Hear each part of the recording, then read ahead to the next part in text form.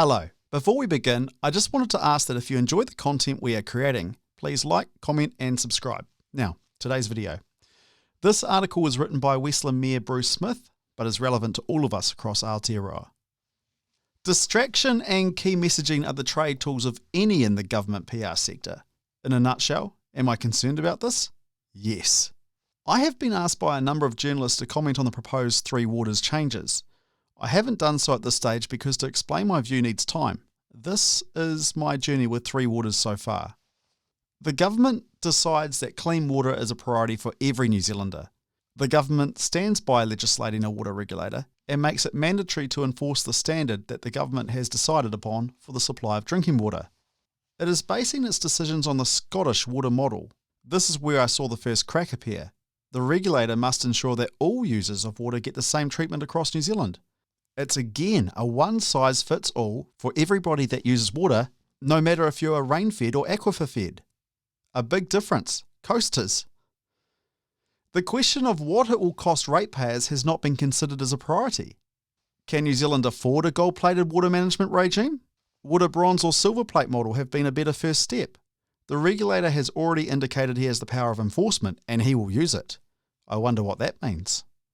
Some months back, government announced a one-off payment with no strings attached costing $740 million across New Zealand to stimulate the economy during the COVID recovery period. All the councils had to do was supply the government with a full analysis of its current Three Waters assets and programs. The councils also had to spend the money on Three Waters assets. In Westland, we received more than Greyabula because of the percentage of stewardship land in Westland and acknowledgement of the inequity to our rating base caused by non-rated DOC-controlled land. That's 87% of the land non-rated. A further carrot was dangled described as Tranche 2 that would go to those councils that decided to join the master plan for centralised control of water. At that time, one concept being promoted was several companies supplying all of the water in New Zealand who get ownership of all the council's Three Water assets. At 3 July, the Tranche 2 payment seems to have gone to ground. So all councils had to do was supply the information to DIA. There were very tight timeframes for the supply of information over Christmas 2020. Then came a series of rushed meetings around the country. The key message from the government's PR team was, "We have proven the case for change." PR spin at its very best. At every meeting I've attended, the only thing raised as a key PR message is we have proven the case for change. Several mayors sought to raise questions or concerns, and the standard answer from DIA was that we can't answer that as it's before Cabinet at present. From day one, the government's position has been participation is optional, and every council took them at their word. Discussions took place around the country on if the assets owned by council were transferred, how many entities would there be? How would they be governed? Where were iwi in the discussions, and how did they fit into any structure? What would the balance sheet implications be and the move's impact on local government in the future? Government advised councils the Three Water assets owned by each council would be transferred into one of the operating entities. Councils would receive cash to retire any debt, and its remaining assets would be transferred with no compensation. The government maintains councils would still own the assets via some form of joint ownership of the Three Waters entities. However, there would be no shareholding and there would be balance sheet separation, and the new entities would then borrow up to $160 billion to fund their activities using the Three Water assets from councils as security. Government maintains the transfer of assets and the borrowing of $160 billion will increase GDP, and of course they are correct. A huge stimulus, all built on borrowed money and all paid for by the water users. That is more than the total government net debt at present. Let's talk about Westland District Council as it's the one I know the most about. $120 million of Three Waters assets built up over the last 100 years.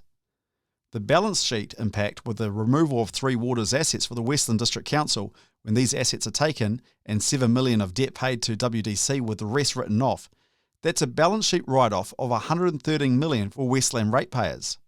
Mayors then attended a Zoom meeting last week and were given embargoed releases from government setting out their preferences.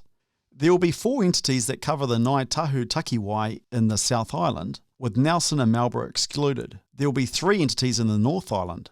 The government's proposed governance structure takes all decisions in relation to Three Waters away from councils and ratepayers. The ratepayers will be billed direct from the water company. The key message from the government PR team remains, "We have proven the case for change." Then on Thursday, the mayors were given access to each district's figures by DIA. What is clear is that every New Zealander will pay heavily for a gold-plated water standard decided by government, and affordability has not even been discussed. The governance structure has been proposed as 50% councils who have put in 100% of the assets and 50% iwi, an unusual situation to say the least. Government has proposed that the 4 water companies will be up and running by July the 1st, 2024. As I said at the beginning, the proposed reshaping of our 3 waters is based on the Scottish model, so here we are now. It's 3 July 2021. No consideration at all of other options, or the risks of the proposal to a system that has worked, albeit not perfectly, for decades. There's been no consideration about how our New Zealand districts will feel about their hard-earned assets being taken by government without compensation. I want to move now to the unwise attempts by the government to influence the outcome of this discussion by spending $3.5 million on that ridiculous ad, which would have been better aimed at our kindergartens. The mayors collectively wrote to Minister Mahuta asking her to withdraw the ad, which was considered inaccurate and insulting. The answer? A firm no, as you would expect from this government. Let's have a look at the advertisement. This discussion is about drinking water in the first instance. However, in the ad, the assumption is that we don't have good water, and that's simply not correct in most parts of New Zealand. The imported trout will be grumpy, a sad sight to see. Catch 'em and cook 'em, I say. Up until now, this entire proposal has focused on clean drinking water. Where did dirty ducks and imported trout come from? Manus won't be clean. What on earth does that mean in the context of this discussion? Unable to have a shower? Really? What part of New Zealand are you talking about here? Clearly it's not the West Coast. This type of nonsense is not even okay to feed to our kindergartens. The $3.5 million would have been better deployed to pay redundancy to the ever-growing public relations team that works for government. Now let's look at the information for each district, just released by DIA on its website. Bulla. Government says that in Bulla the current cost of 3 waters is $1,620 per user per annum. Bulla's total average rate is $1,815.